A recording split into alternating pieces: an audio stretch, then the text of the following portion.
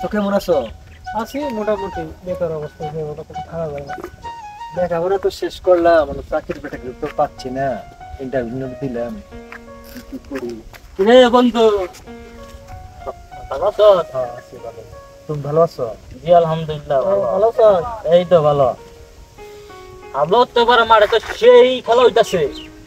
খেলা তো হইতাছে, কেমনে যাবো রে বন্ধু, মন মেজাজ ভালো না। লেখাপড়া শেষ করলাম, স্যার, চাকরি টাকরি না। এই তো ভালো শেয়ার করেছি, আপনাকে ফোন দিছি। ও শিট, ওদের ফোন দেওয়ার আর সময় পায় না। হ্যাঁ, কথা বলেন। Yes, mind speaking. Okay okay, I will try. এই স্যার, এই দেন আবার কি? আমেরিকা বেশি ফোন দিছে। Oh my God. Hello, yes I am here. Okay, best of luck, thank you very much. Sir, এই যে আবার দেখেন আপনাকে জাপানি পেশেন্ট ফোন দিছে। আহ, ফেলে দে তো সব। না আমার স্যার, তো ভালো কথা লাগছে। বলেন স্যার। এবার তো কোন দরকার টাকার প্রয়োজন আছে। Hello, yes I am here. Okay, I will try. বিষয় হচ্ছে, ওনারা বলছে ওনাদের দেশে অনেক লোকজন দরকার, বিদেশি দরকার। এখন এই দেশ থেকে কিছু ছেলে পেলে ওইখানে পাঠানো দরকার, কিন্তু আমার কাছে অত ছেলে পেলে নাই। ভালো ছেলে পেলে পেলে আমি ওদের বিদেশ পাঠিয়ে দিতাম, কিন্তু তুই বলতো আমেরিকাতে 200-300 লোক লাগবে, জাপানে লাগবে, মালয়েশিয়াতে লাগবে, সবাই আমাকে মানে লোকের জন্য, আমি ছিলাম তো অনেকদিন ওখান থেকে, সবাই বলছে আমি যেন তাড়াতাড়ি ভালো কিছু ছেলে ও দেশে পাঠিয়ে দিই। আমি আসার সময় 200-300 ভিসাও নিয়ে আসছি, তুই জানিস, কিন্তু ভালো ছেলে কোথায় পাই সেটা বল। স্যার, আপনার জুতার যে দাম, আপনার পোশাকের যে দাম, এই দাম কেনার মতো তো কোনো মানুষ পাই আমি দেখি না। এই বিষয় নিব ওইরকম লোক পাবো না, অনেক কষ্ট করইব। ডিসকাস্টিং। এখানে জুতা জামা এগুলোর দামের কি আসলো? এই সমস্ত কথা বাইরে কেন আলোচনা করতে হবে তোমার? বিষয় হচ্ছে আমি বিদেশে ছিলাম, আমার সমস্ত কাপড় চোপড় সবকিছুর দাম বেশি থাকবে, এটা ইটস ন্যাচারাল। তো যা হোক, এত কথা বলার সময় নাই। চল, ভালো কোনো ছেলে পেলে পেলে কিছু টাকা পয়সা নিয়ে তাদের বিদেশ পাঠিয়ে দিব। কোটিপতি হলে তারা হোক, আমাদের দেশের ছেলে পেলে হোক।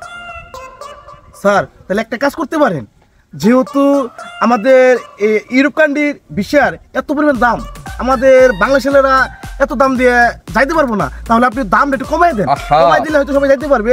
আমার কথা শোন, 5 লাখ টাকা বানিয়ে দেন। শোন, আমার ছেলেপেলেরা, আমার দেশের ছেলেপেলেরা, ওরা বিদেশ যাবে, আমি ওদের কাছ থেকে এত টাকা নেবো কেন? আমাকে তো আল্লাহ টাকা পয়সা কম দেয়নি, আমি অনেক টাকার মালিক। ঠিক আছে, ওরা যদি একটু কম টাকা দেয়, ইটস ওকে, আমি ওদের বিদেশ পাঠিয়ে দিই।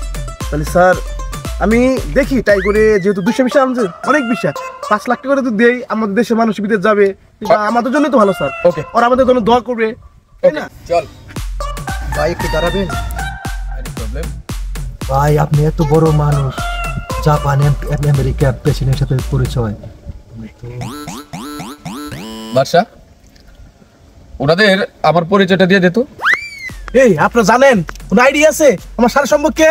আমার স্যার এই আমেরিকা, এই মালয়েশিয়া, এই কানাডা, এই জাপানি বড় বড় প্রেসিডেন্টের সাথে উড়া বসা নামা, হ্যাঁ, দিন রাত একসাথে, শুধু একবেলা মিটিং করার জন্য স্যার দিয়ে ফোনের পর ফোন দেয়, কিন্তু স্যার সময় দিতে পারে না। স্যারের সাথে দেখা করতে গেলেও শিয়াল ধরতে হয়, 7-8 দিন আগে থেকেই। ওকে, ড্রপ দ্য ম্যাটার। আসলে বিষয়টা হচ্ছে এরকম, আমি বিভিন্ন দেশে ঘুরি, বিভিন্ন দেশের লোকজনের সাথে বা তাদের প্রেসিডেন্টের সাথে, প্রধানমন্ত্রীর সাথে আমার পরিচয় আছে। আমি এই জন্য আমেরিকা, জাপান, মালয়েশিয়া থেকে 500-600 মতো হবে ভিসা নিয়ে এসেছি। আমি চাইলে যে কোনো ছেলে পেলেকে আমি ও দেশে পাঠাতে পারবো আর কি, কম খরচে। তার সেই বিষয়ে আলোচনা চলছিল, আর ওনারা ফোন দিয়ে আমাকে লোকজনের কথাই বলছিল। ভাই, আমাদেরকে নেওয়া যায় না? কেন নেওয়া যাবে না? আমি চাইলেই হবে, আর খালি হাতে তো নেওয়া যাবে না। যেখানে 20 লাখ টাকা লাগার কথা, আমরা চাইলে 5 লাখ টাকা দিয়ে নেওয়া সম্ভব। 5 লাখ টাকায় ভাই আমেরিকা যাওয়া যাবে? আমাদের স্যার চাইলে এক ভিসা দিয়ে আপনাদের 3জনকে বিদেশ পাঠাইতে পারেন, জানেন এটা? জানেন না? না, আসলে ভিসা 3টাই লাগে, 3টা বিষয় লাগবে, কিন্তু সেগুলো কালেক্ট করে আমার কাছে কোনো ব্যাপার না। আমি 500-600 ভিসা তো আমি অলরেডি নিয়ে এসেছি। তোমরা যদি চাও তাহলে 1,5 করে টাকা অন্তত সংগ্রহ করো, আমি তোমাদের পাঠানোর ব্যবস্থা করি। আরে স্যার, বলেন কি, আমাকে নেওয়া যায় না? আমার টাকার কোনো সমস্যা নেই। আর আমাকে টাকা পয়সা কোনো সমস্যা না, আমরাও যাবো, আপনি এখানে নেওয়ার ব্যবস্থা করেন। ভাই, ভাই আমার নাকি একটা ব্যবস্থা করেন ভাই। ভাই আমি যাবো ভাই। ওকে, তাহলে জন প্রতি 5 লাখ করে লাগবে। তোমরা সকালের মধ্যে আমার কাছে টাকা পৌঁছে দিবে। স্যার চলেন তাহলে। চল। আর শুনো, ঠিক টাইম মতো টাকাটা দিবা, নইলে কিন্তু আর যাইতে পারবা না। শুধু কিন্তু একবার আসে, বারবার আসে না। চলো, চলো। ওকে, আমেরিকার প্রেসিডেন্টের ফোন লাগা। হ্যালো,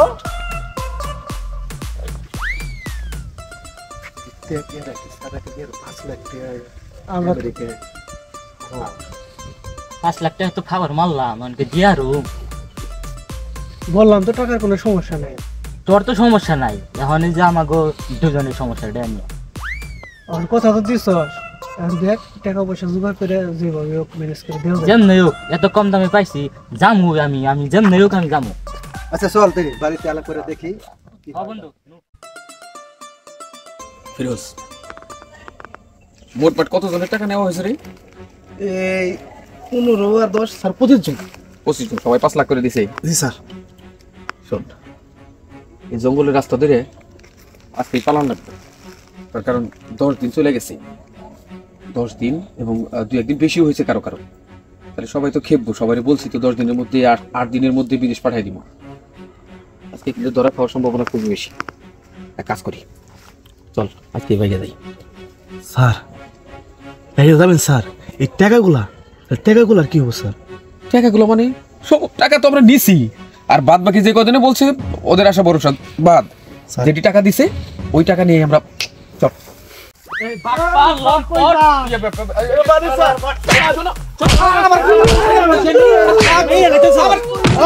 বেশি মারিস না, তোরা বেশি মারিস না। সুজন বেঠে যাই, সুজন ভাই বিচার করবো, ধরে নেন।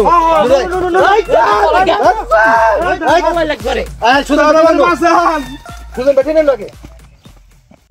এই বদমাশি ব্যবসা কতদিন ধরে করতেছ?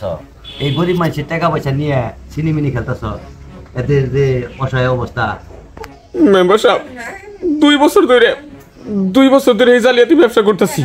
আসলে আমি বিদেশে টাকা জমা দিয়ে মার খাইছিলাম, তো তাই মনে মনে কইলাম যে বিদেশের মাধ্যমে এই টাকাগুলো উঠামো। বাবাটা ভালো, আমি আমার বাবা কইছি আমার ছাইরা দেন।